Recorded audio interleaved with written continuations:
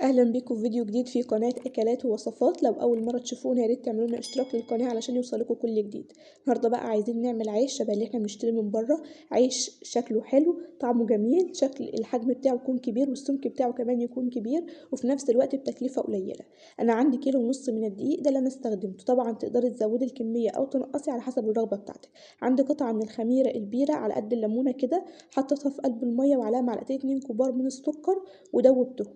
هنزل بيهم على الدقيق اللي موجود معايا.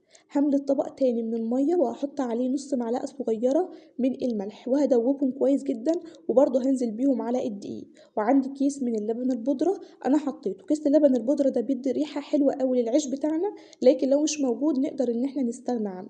هبدأ بقى اخلط كل ده مع بعضه واعجن كويس، وبنضيف المية بتاعتنا بالتدريج. طب انا بضيف المية بتاعتنا بالتدريج يعني لحد امتى؟ طول ما العجينة اللي موجودة معايا بتلزق في ايدي، فده يدل على ان العجينة لسه ما بقتش طرية. فبنفضل نضيف المية تاني ونعجن كويس. لو لقيت ان العجينة لسه بتطلع في ايديا وملزقة وانت بتعجني تلاقيها تقيلة في ايدك حتى البولة بتتشد معاكي، لا بنفضل نضيف المية تاني لحد ما الاقي ان العجينة خلاص عادت سهلة في الحركة، عادت ما عادتش بتطلع في ايديا، خلاص يبقى انا كده هوقف اضافة المية. شايفين انا بضيف مية كميتها قد ايه ولسه برضو العجينة بتلزق في ايدي. فهي دي الحاجة الوحيدة بس اللي في العيش بتاعنا، ان احنا بنقعد نضيف له مية بالتدريج لحد ما بتكون العجينة بتاعتنا بقت طرية في ايدينا وبقت سايبة، خلاص ما عدناش محتاجين نضيف مية اكتر من كده. طبعا انا عايزة اقول لكم ان العيش ده يعني طعمه كان جميل جدا وريحته كانت تحفة، والحجم بتاع الرغيف بتاعنا كان كبير، يعني الرغيف بسم الله ما شاء الله بيشبع. كمية الكيلو ونص الدقيق ده عملت كمية عيش كتيرة جدا، وفي نفس الوقت انا مش هشتري فبيوفر عليا. وكمان احنا عاملينه في بيتنا فاحنا ضامنين ان هو نضيف، فيعني يا ريت تجربوه. احنا طالعين بقى من شهر الصيام، كل يوم محتاجين عيش الصبح عشان خاطر الفطار، فبجد هيوفر معانا كتير ومش قادره اقول لكم على طعمه. بعد الفيديو ده عملت حوالي مرتين 2 كمان. شايفين ايدي بقى ما عادتش بتلزق خالص اهو من العجينه، عجنت كويس وضفت الميه، خلاص بقى السهل في الحركه كده، ما عادش محتاج مني ان انا اضيف ميه تاني. بسيبه بقى يخمر براحته، بغطيه واسيبه يخمر براحته خالص مده نص ساعه لمده تلت ساعه، ازيد من نص ساعه ياخد وقته. وده بالشكل بتاعنا بعد ما عدى نص ساعه. شايفين بالشكل ده؟ طبعا تقدري تسيبيه يخمر براحتك. اخد بقى القطعه بتاعتي بيكون حجمها كبير لان انا مش هستخدم المكنه اليدويه، وبكون مغطيه ايدي بالزيت، طبقه من الزيت كده، عشان وانا باخد القطعه بتاعتي تكون هي كمان متغلفه بالزيت من بره. يعني زي ما انتم شايفين اللمعه اللي موجوده في العيش ده بسبب الزيت. شايفين حجم القطعه قد ايه؟ حجم القطعه بيكون تخين او كبير لان العيش بتاعي هيكون سميك، فانا محتاجه ان القطعه بتاعتي اصلا تكون كبيره من الاول. شايفين الشكل بتاعه؟ يعني ما خدش مني وقت خالص، زي ما انتم شايفين المكونات كانت سهله معايا خالص.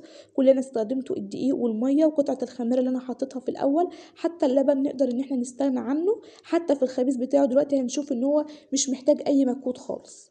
شايفين انا كده خلصت الكميه اللي موجوده معايا بالشكل ده. شايفين اللمعه اللي موجوده في العيش بتاعنا من فوق والحجم بتاعه عامل ازاي؟ يعني بجد تحفه، يعني يستحق ان انتوا تجربوه.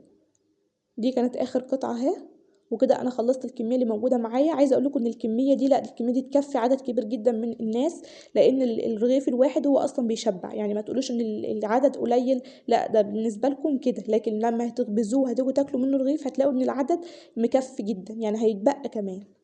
شايفين بقى؟ باخد القطعه بتاعتي بعد ما بتخمر لمده ربع ساعه، بسيبهم يخمروا لمده ربع ساعه بس عشان يكون سهل معايا في الفرد، وابدا اروح بيهم عند الفرن. شايفين انا بخبزها ازاي؟ ما بستخدمش اصلا اي مكن يدوي. شايفين الخبيز بتاعي يعني حاجه بسيطه خالص بالشكل اللي انتوا شايفينه ده. ممكن احركها على ايدي برضو حركه بسيطه كده، او بالمطرحه حاجه بسيطه كانت تزيد في الحجم، لكن مش محتاجه اي مكن. وادخلها في الفرن بتاعنا بقى. شايفين هتقب دلوقتي ازاي؟ شايفين الشكل بتاعها عامل ازاي؟ شكلها تحفه جدا، وحجم الرغيف كبير والسمك بتاعه كبير. يعني هو الفرن بتاعي متهالك شويه لان انا عند الفرن ده من زمان، بس المهم ان هو ادى الغرض بتاعي. شايفين الشكل ده؟ طبعا تاني واحده برضو حبيت اوريكم تاني ده اهوت بنفس الطريقه دي. شايفين من كل بس ناحيه كده حاجه بسيطه خالص، الحجم بتاعها يعني يزيد معايا حاجه بسيطه، حركه على ايدي برضو كده يعني حاجه خفيفه بس تزيد في الحجم، وبقوم مدخلاها في الفرن. شايفين الشكل؟ بسم الله ما شاء الله على شكلها بتقب. شايفين؟ شبه بالظبط العيش اللي احنا بنشتريه من المخابز، بل كمان بيكون اكتر في الحجم شويه وموفر عليا. شايفين انا كده خلاص طبعا عملت بقى كل الكميه الموجوده معايا بالشكل ده، والكميه بجد كفت وكانت حلوه جدا وطعمه كان جميل وشكله زي ما انتم شايفين حلو من الوش وحلو من الارضيه. يعني يا ريت تجربوه وتقولوا لي رايكم. ان شاء الله تستنونا في فيديو جديد باذن الله.